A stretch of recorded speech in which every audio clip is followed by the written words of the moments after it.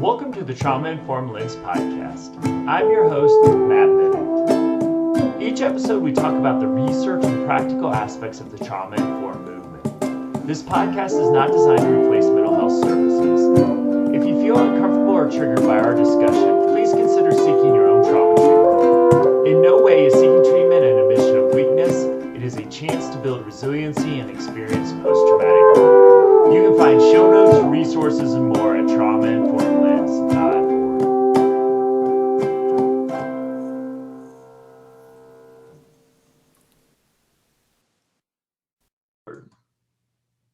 Hello again, everybody, and welcome to another episode of the Heart Rate Variability Podcast. You've got Matt and Jeff here back on Monday morning. Matt. Hey, Jeff. How was your weekend? Watched a lot of news this weekend, Jeff. There's a lot going on in the world, Matt. Yes, and my HRV stayed fairly steady, which I am fairly proud of.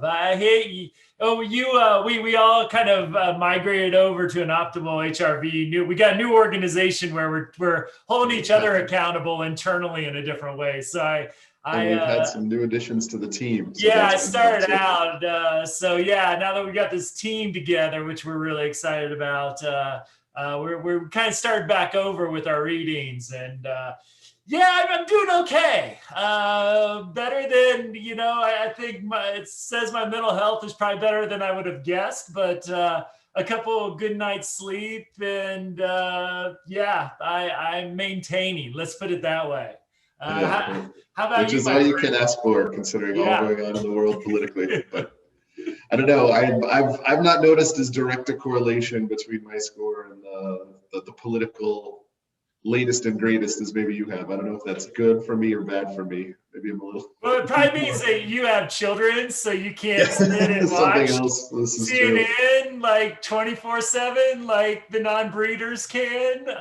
Plus, we can't do anything because of COVID, so it's kind of like a double hit there. But good news is still kind of staying in the green for the most part. So I want to take that as a fairly good. Sometimes we'll talk about this maybe a little bit more next week, but sometimes you build up, I like to think about it as credit, so to speak, in heart rate variability. Is had a pretty good week, you got some workouts in last week, ate healthy last week, didn't drink too much last week, and I think it helped me get through a pretty crazy end and weekend and still have some mental capacity, hopefully, to provide our listeners a good podcast today. And I think a good reminder to take care of yourselves, our friends. We're talking about, we're in the midst of a lot of trauma, and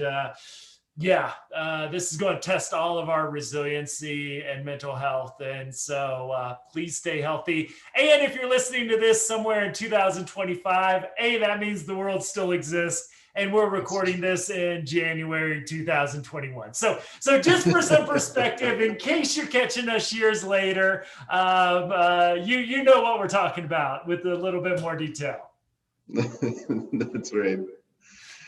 So let's jump in, Matt. Last week, I thought had a very interesting topic in the job demands resources model. We did kind of an intro to it and got into some level of detail. But I think today let's continue the discussion, because I think there's still a lot more to uncover here. Maybe get into the weeds a little bit more for those who are excited about it. I know you will be, and I will be as well. So, I guess I'll kind of turn it over to you. Where do we continue the discussion and make it, continue to make it interesting and valuable for folks? Absolutely. So just to review, and if you're on YouTube with us, again, we'll put this as the picture for this podcast as well. Trauma-informed lens I'm combining my two podcasts here. Too many podcasts, man. OptimalHRV.com. You can go to the website page, get the show notes. So for those that are watching or have a chance to get it, I've got the model up here again on the screen for us to look at. And so So really what I introduced the model on the last show. So obviously if you're just picking us up right here, please go back and listen to the last episode. It'll give you the context you need to move forward with us. But let's just kind of hit the big pieces again here. And I really want to focus on, I want to save self-care a little bit. I think we got another episode in this one to talk about a little bit. So the equations, and what I love about this model, Jeff, is that it gives us really simple ways, whether we're just an employee or staff member within a system, or whether we're a management supervisor, leader, executive within the system. It gives us a really concrete way to look at how our system, our jobs are set up to either lead us into burnout, or to hopefully support staff in a way that instead of burnout, we hit engagement, motivation, with, again, the ultimate goal to get the best outcomes we possibly can. So a couple of the equations we talked about last time, and for me, this is the real key one, is that job demand speaks to the stress and, excuse me, something in my throat there. I ate a bunch of wasabi peas before the podcast. Probably not a good idea. So job demands are really the stress. And when we think about the helping and healing professions, which we know a lot of folks using our app are in healthcare, education, social services, I just also mentioned something I call empathetic intensity, or the emotional kind of strain, or, knowing that emotions are contagious, that can also lead to burnout as well. So we have with just job demands is the stress, both good stress, use stress, and bad stress, which we often label strain, impacting us. Now, the real equation that since I've really dove into this model, it just dominate my thinking is, the other piece of this, job demands and resources, are the resources that the organization, the leadership provide to really help folks manage the stress inherent to the demands of the work. So if the demands of the job, and this again can be the emotional demands, the psychological demands, the cognitive demands, all these things that might cause different types of stress for us. But if the demands are greater than the resources, what a lot of really great research done on this model shows us is that's when someone's at very high risk for burnout. Now, you see in this model, because Matt can't look at anything without making it quote unquote trauma informed and using all my research and expertise on stress and trauma, I'm also going to put self-care in this equation as well. We talked about that in the last episode a little bit too. But that, especially for the leaders, managers, supervisors listening to this, is, are your supportive parts or your job resources enough to offset the stress inherent to the work? So again, we know a lot of people listen in healthcare. We know physicians, nurses, number 1 and 2 for burnout. People doing social work, social services, number 3. Educators, principals, lawyers, cops, that's the top 7. Again, speaks to some of the emotional, how that emotional part of the work really can lead to burnout as well. So our challenge is, how do we support our staff, one, in a way that really allows folks to do the work without going to burnout. So job demands are greater than job resources are greater than the job demands.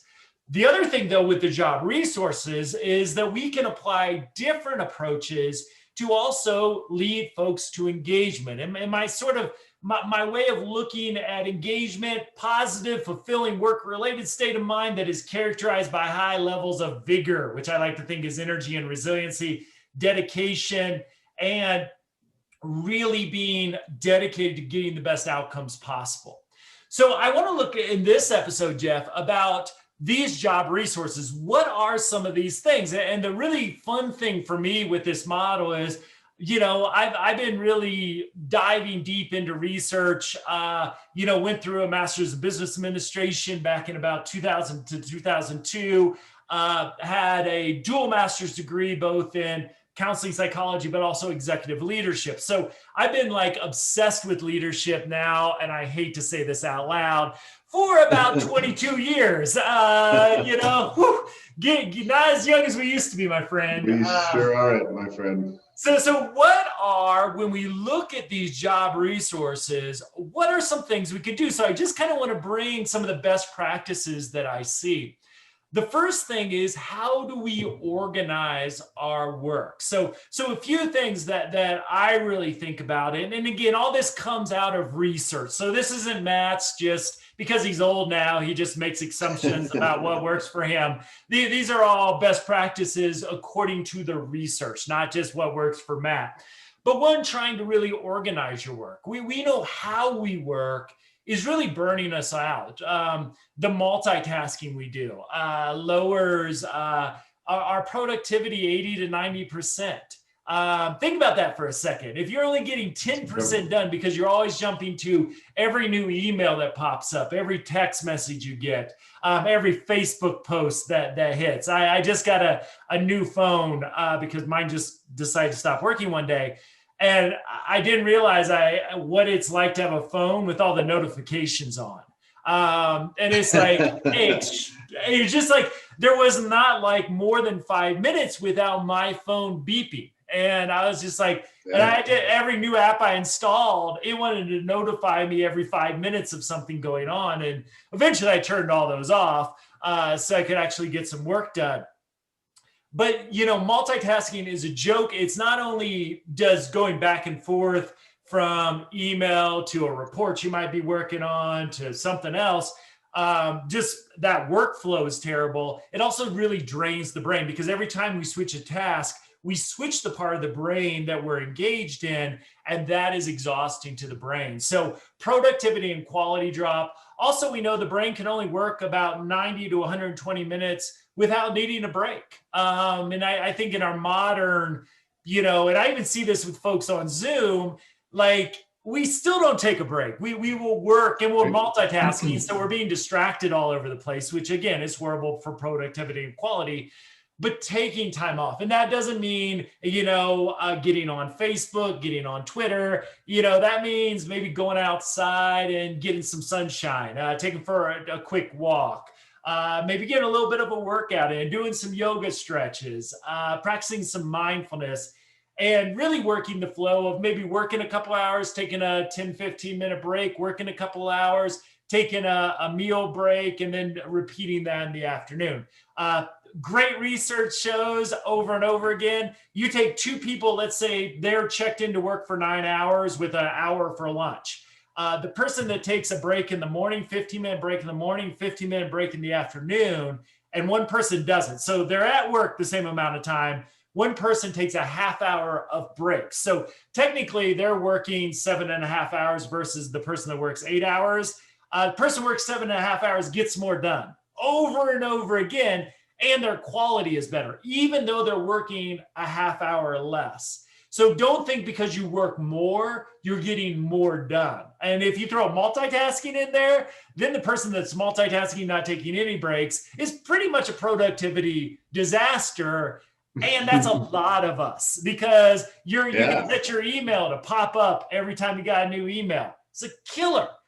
Slack messages, absolutely. Yeah, now you got me on Slack and Google's chat. Like, work with Jeff. He signed you up for like 6 more email things. So like, I was like, dude, do I have like, are these text messages? Are these like, because all those pop up and you include emails in those pop-ups and they're coming in like one every few minutes. And then, what we see is, you send me something, I send you something back, you send me something, then our buddy Ben sends us something, and then we send him something. And what we see is that when we get distracted like that, it often takes us about 26 minutes to get back to the task.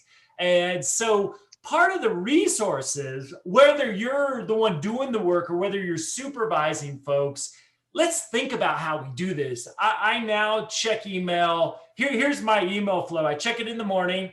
I check it before my morning break, after my morning break, before lunch break, after lunch break, and then at the break in the afternoon at the end. So probably about 5 to 6 times during the day. I have yet to ever have somebody say, Matt, you're non-responsive. In fact, I get the exact opposite because Guess how many unread emails I had before this call? I had one. Oh, I had two, actually. One came through. I've got a friend over on the Western Slope who loves to send me political pages full of emails. So I'm holding off on hers till I can really sit back and enjoy it. And then I have one that's asking me to read a book and have a guest on my podcast. Just need to have a fresh mind to think about that. I got 2 unread emails when we started this podcast. So I mean, I see, and Jeff, we're on a lot of these Zoom calls.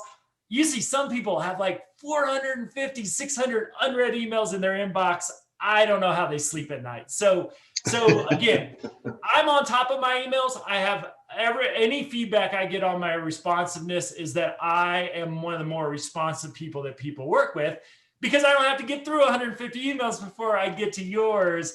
And so it's just a good way to work. I haven't always been this good at this either. So don't think I was born this way. I had to really train myself.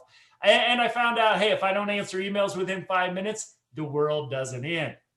A few other things when we think about job resources, and I want to talk about a little human resource stuff here.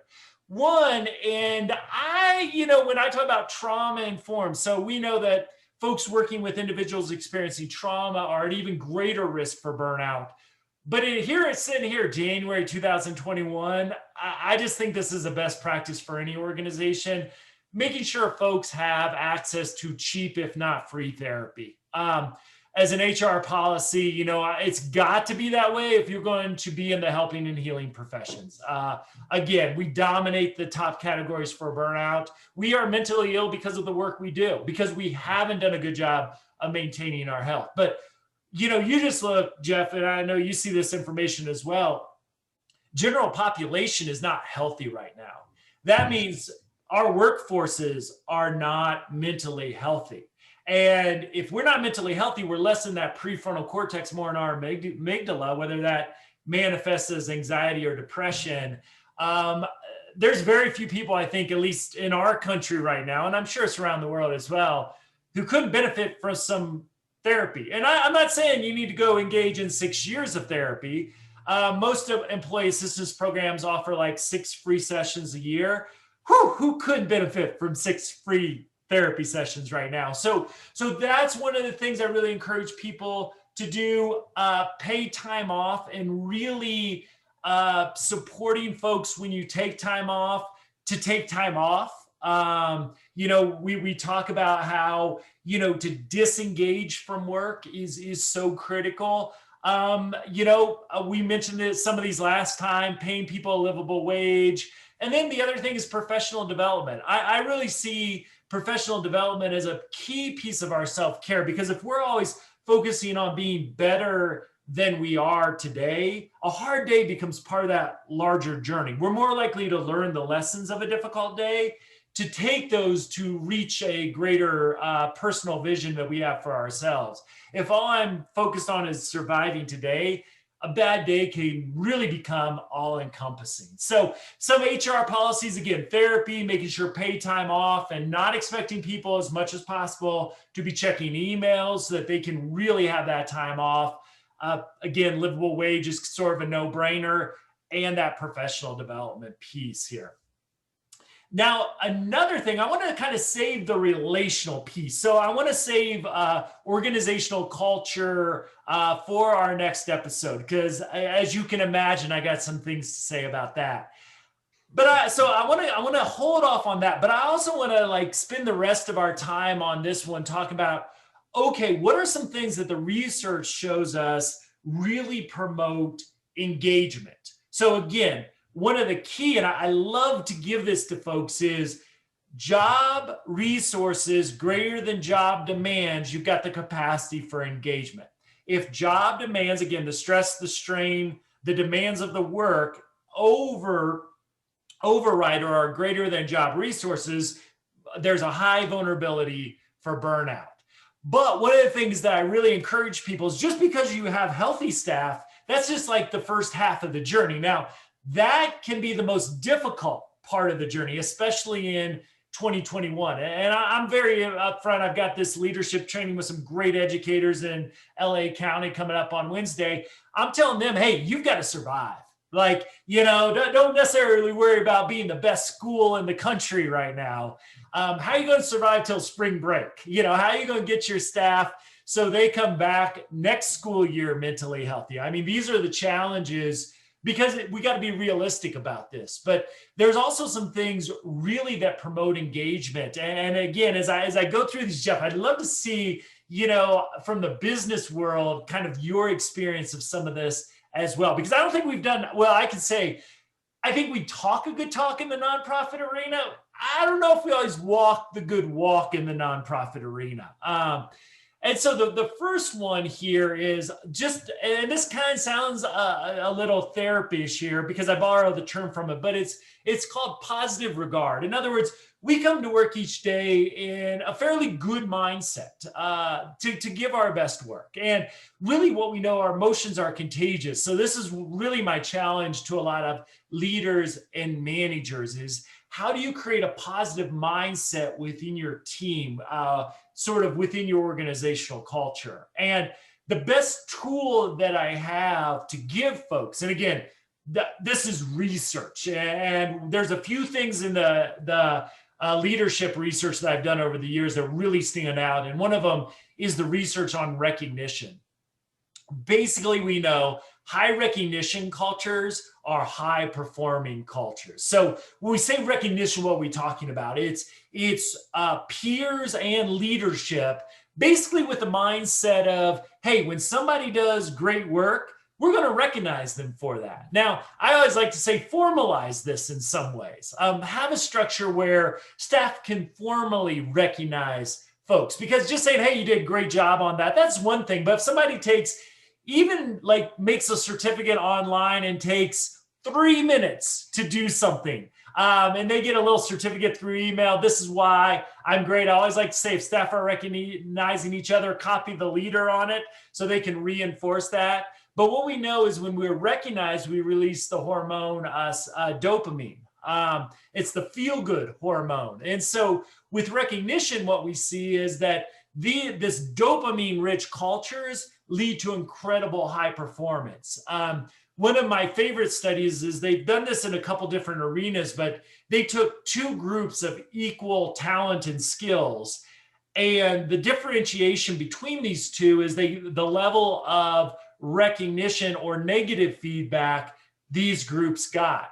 And over substantial studies over time, what they found is people thrive when they get 5.6 pieces of positive feedback for every negative one. Now this has to be legit feedback, but so there's, I like to round up because why not? So you can remember a 6-to-1 ratio. The groups that perform the worst get only one piece of positive feedback for every 3 negatives. So you can kind of think about this spectrum, and then anything over 6 doesn't seem to really have much of an impact whatsoever. So you can really think about the higher the recognition culture, the better the performing that folks will do.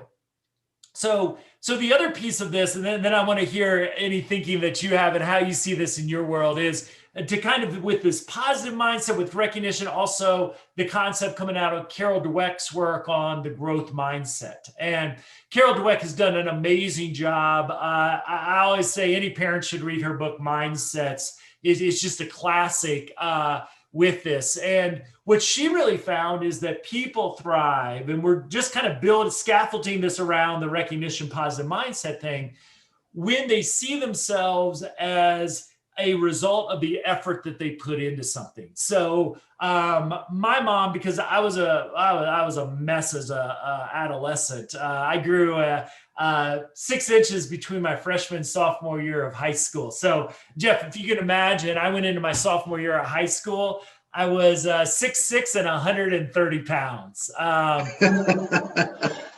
That's amazing. A human can be alive at 6'6", 130. Yeah, and if you, whatever you got in your head right now, like throw some acne on top of it, and my knees were not working either. So I had very little self-esteem. So my mom would say things like, hey, you're really good at science. You're really good at math. And my mom didn't know Carol Dweck's work at that point. It wasn't out. So I love you, Mom. I don't blame her for this. I blame her not for reapplying sunscreen when I was younger. But, I'm giving her a pass on this one. But what my mom was doing was what helped promote a fixed mindset. And this is kind of the inverse. This is that, hey, you're either born really good at something or born poor and deficient at something.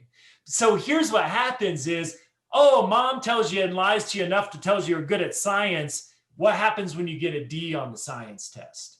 Now all of a sudden, oh, I'm not good at this. So what Carol Dweck found, whether she's done this with professional athletes up to like preschoolers, and found this to be true all the way around, that if we see ourselves, and this goes along with the professional development thing from a personal level, as a result of the effort that we put into something. So what my mom should have said was, hey, you worked really hard on that science test to get that A. How are you going to replicate that on your upcoming math test? And if you reward my effort, and this is where it goes with recognition, that increases motivation and confidence to apply that to other situations. So we know groups that have a positive mindset are more productive, perform better. We are, as human beings, really designed to be in positive relationships and positive situations and positive mindsets. That's a prefrontal cortex, gets us right there, regulates our amygdala. We're ready to go relationally, cognitively, emotionally, ready to give our best to work.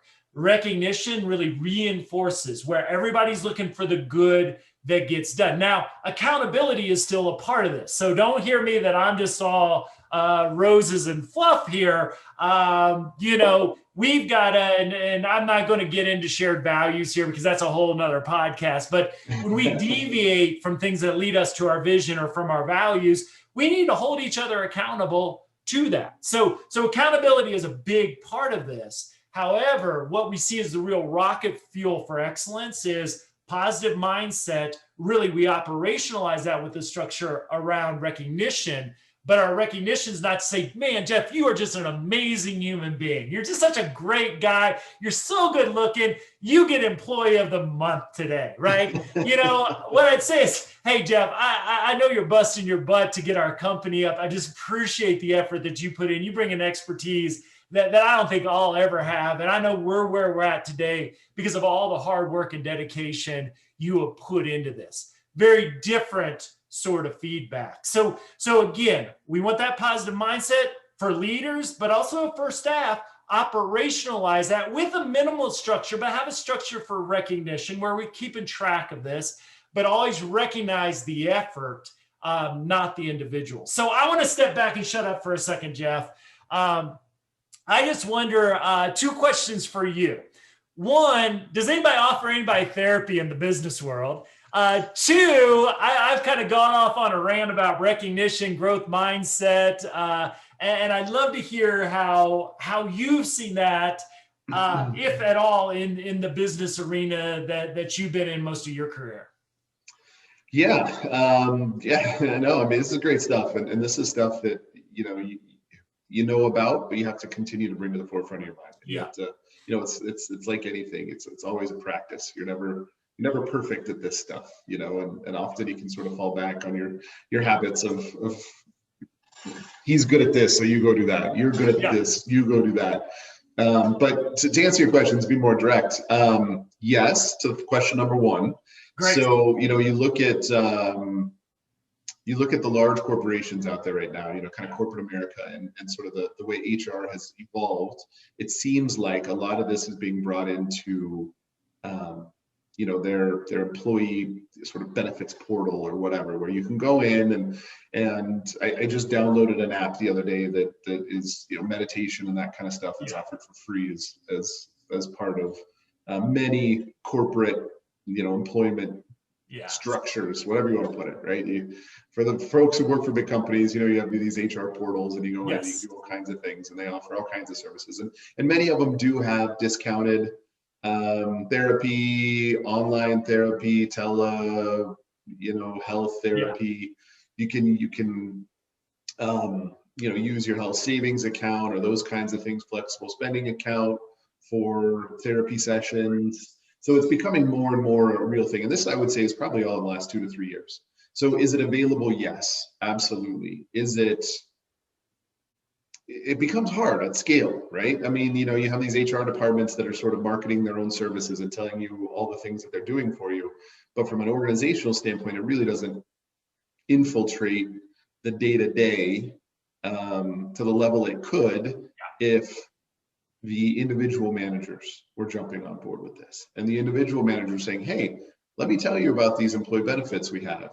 I would recommend you take an hour on a Friday and you go do this. Yeah. And you have my permission as your frontline manager to not do your job in the middle of the work week for an hour, because I think it's going to be really beneficial for you. Yeah. That kind of stuff I'm not seeing much of. Is it available? Yes. If an employee goes to look for it and finds it, yes. Is it part of the culture? I think there's very few organizations where they've actually adopted that as part of daily discussions between employee and their manager or their team. Yeah. If I could give some managers a little bit of advice, whether and this is for everybody, because I don't helping organizations historically these have been offered really since I've been in the field. However, they're so underutilized. So even though we've had, I guarantee you that's it. Yeah, I don't know if we're any better at utilization. So what I really encourage managers are a few things. One, if you supervise staff, you better know how to access that therapy. You better be able to say, hey, I utilize this, and this is the process that you can expect going forward. In other words, you are the role model for self-care and wellness. And right now, if you couldn't use at least 2 therapy sessions, please reach out to us and we'll have you on a guest on a show. Because I think with everything going on in the world, we're all carrying around way too much stress right now. HRV also gives you another really good way to quantify that. If you see people's HRV crashing over, a week period of time is when I'd start to, if their 7-day average is dramatically falling below their 30-day average, it's time to have that conversation. Because really for managers, what I really think, you're not their therapist. I am a trained therapist, but if I'm your manager, I'm not your therapist. And I'm very, very clear about that. Most people don't expect me to be that, but also it's pretty easy to talk to me. So you can all start to disclose a lot of stuff. That's why I put headphones on when I go to Costco, so I don't have to do therapy in the aisles. Airplanes. And yeah. I'm the most antisocial dude on an airplane. Trust me, I do not want to do therapy with the person in the middle seat. How to get in C class to begin with is really what I want to know, because I fly Southwest so much. Didn't you check in on time? But that digresses. But here's the real business benefit to this. So there's going to be things that happen to a significant portion of your staff where stuff in their personal life is going to impact their potential to be their best at work. That is just being a human being. When you help identify, or somebody tells you, I'm struggling because X, Y, and Z is going on in my personal life. Now, if it's just a sick kid and it's not a major illness and they're not sleeping for a week, okay, that's going to be a short-term thing. Probably don't need therapy for that. However, if this is a trauma in their personal life, and I'm going to talk very coldly about this, because the goal of this whole model is to get business outcomes. We know trauma is going to impact their HRV, which is going to impact their cognitive, psychological, social ability, which most jobs you need those. So connecting them with outside therapeutic resources is good for business. Now, it's also good for the individual. We can hold both of those things at the same time. The other piece is business is the stress of the job demands impacting you personally.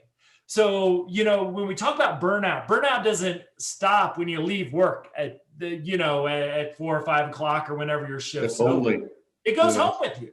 So if your relationship, because things I hear in self-care training, I'm not the spouse or partner I should be, I'm not the parent I want to be. I'm sick all the time because of this. Right. It's like, probably drink more than you normally would. Get your butt into therapy, right? So both of those are a really good indicator. And you need to be, and this is, I think, the challenge for, it sounds like both the nonprofit folks I work with, but also in the business world, is let's destigmatize this. It's like, you're doing this to help us get to good outcomes, to be a successful business or provide better services to your patients. So So yeah, that is just kind of how I look at that, is let's just use this as a tool, that we don't need to stigmatize this anymore. So follow-up question, Jeff, about the recognition. How do you see that? All over the board. Well, and to sort of last point on the last one, that was the large organizations. When you talked about the all the startups and the sub 100 person companies I've ever worked for, the answer is no. Yeah. Not offered, not stigmatized. If you were to say, everybody's much more of a family in those type of organizations. And so if you said, hey, if you need to take a couple hours on a Friday, everybody said, go do it. Everybody's in full support, but there's no benefits. There's no, that's not part of your employment package, so to speak. So it's kind of like we talked about in the last episode. You got that teamwork going from a motivation standpoint. People allow it, and people are, it's maybe a little more talked about in terms of needing time off and needing to get away, but it's not offered as necessarily a resource. So, but to your next question, totally dependent upon the manager, and I think that's probably consistent no matter what world you're in. Some organizations claim to be, but then it doesn't happen. So, it was just all HR speak again. Some of the smaller companies I've been with, I've had great people that I've worked for that make a real point of recognizing people very often for the accomplishment, less about the work, to your point. I don't know that people really sort of understand that there's a difference there. I certainly didn't before, you turning me on to some things. So it's all kind of individual specific. How good of a leader are you working with and for? And so, can you as an organization not only foster it as a value, but then give your management team the training and enablement they need to be able to actually execute it? So even if it's not something that comes naturally for them, it's something that they're still cultivating within the organization. And so I've found it very infrequent, to be quite honest. It's more, we've got a goal, we hit it, good job, everybody, what's our next goal? And typically I've been in the sales organizations, so it's, our goal is our quota. Here's the number in revenue that we have to hit. We hit it. This guy or this lady or this person, these are the 3 deals that got us there. Thank you guys, good job. Let's learn why we won the deal so we can all get better, and then let's go do it again times 2 in the next quarter. That's how it works. And it's really so is that recognition? I don't know. Not exactly. Not the way you're.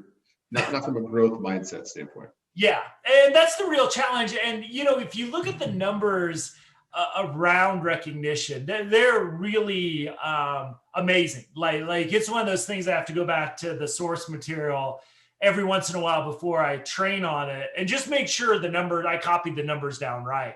Because really what we're looking for, no matter what, we always want to get better outcomes. So recognition, even though I love telling people they did a good job, because I love it when, especially as a supervisor, hey, if my folks are kicking butt, I'm kicking butt, right? So it's just fun. And occasionally I have to give negative feedback. I don't know anybody that would rather give negative feedback over positive feedback.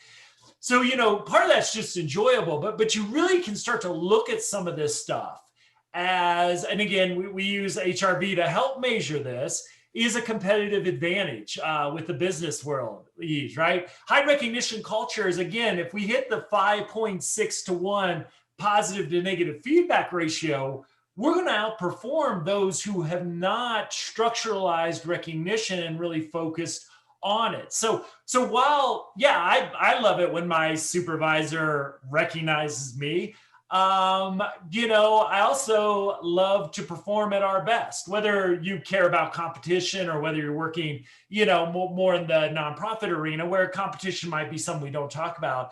But again, it's going to allow folks to bring their best to work each and every day.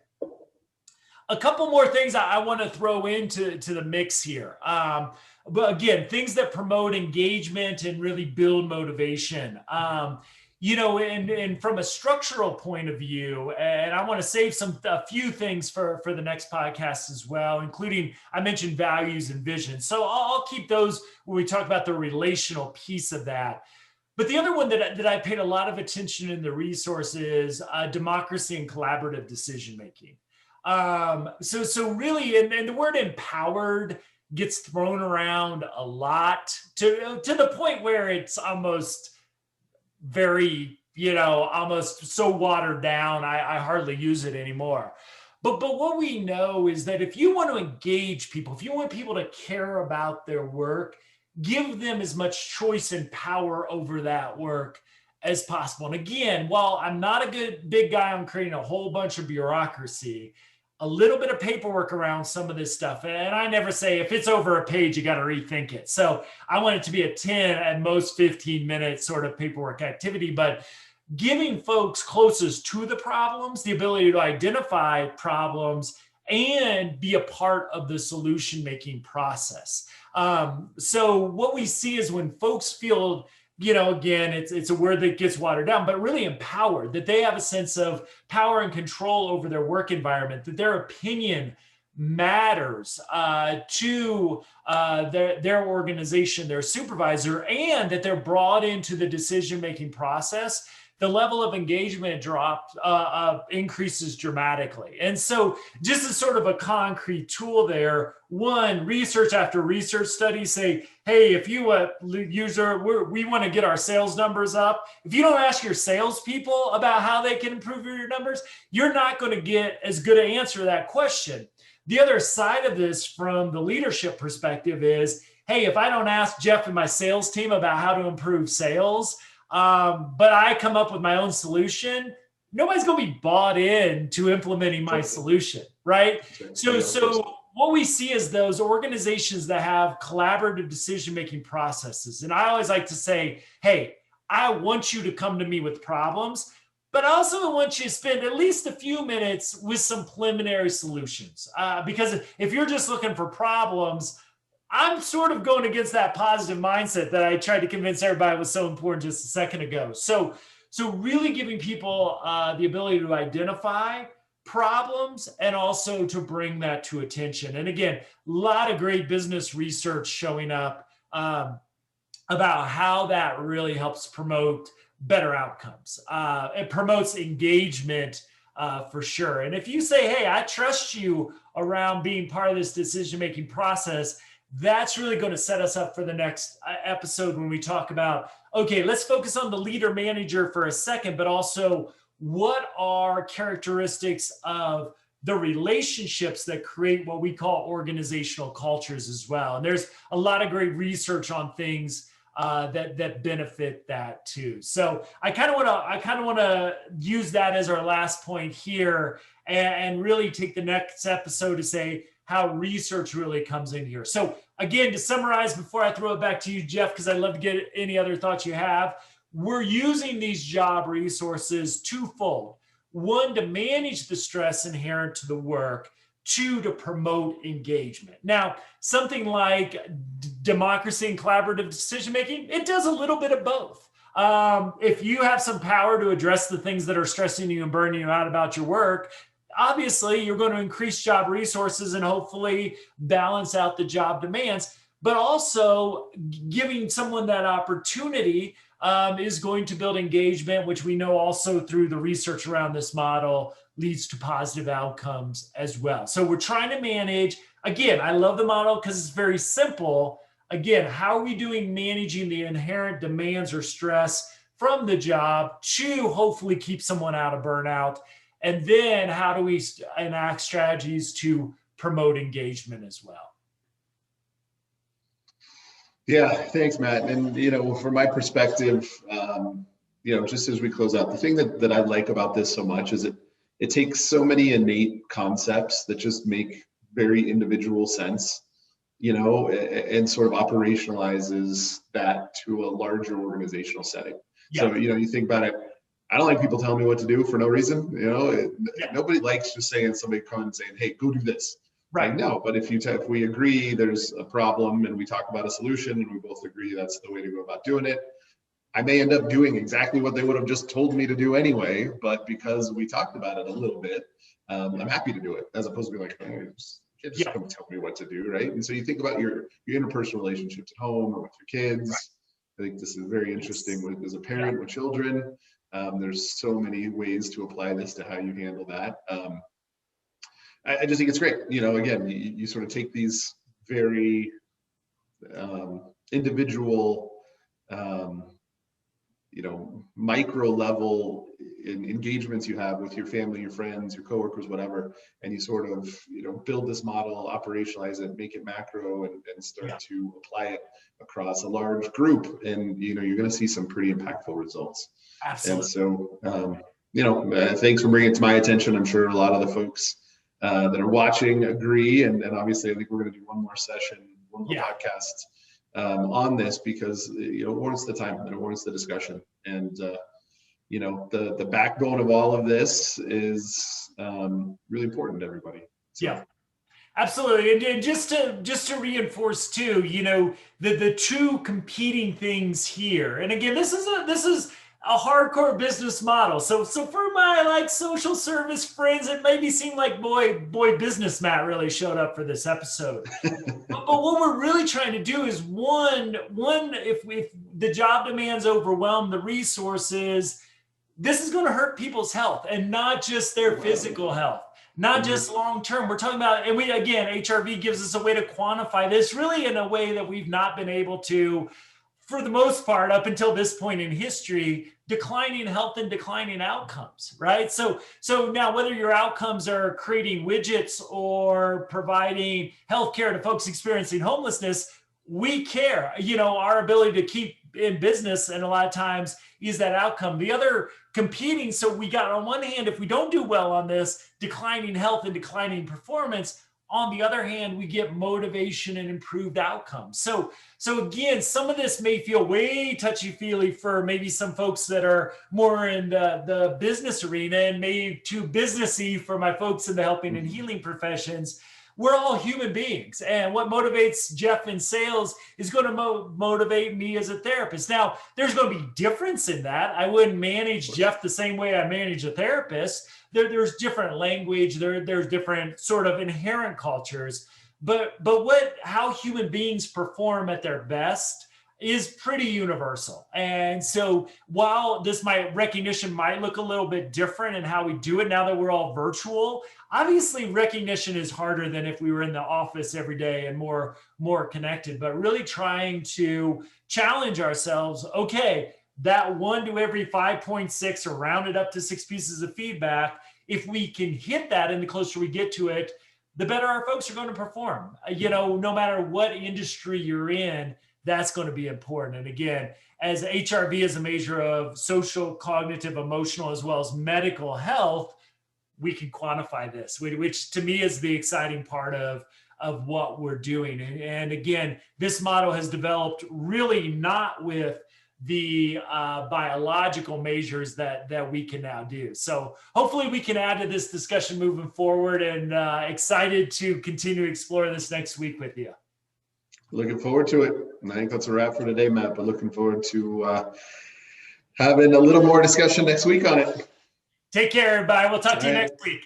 Thanks, everybody. Take care.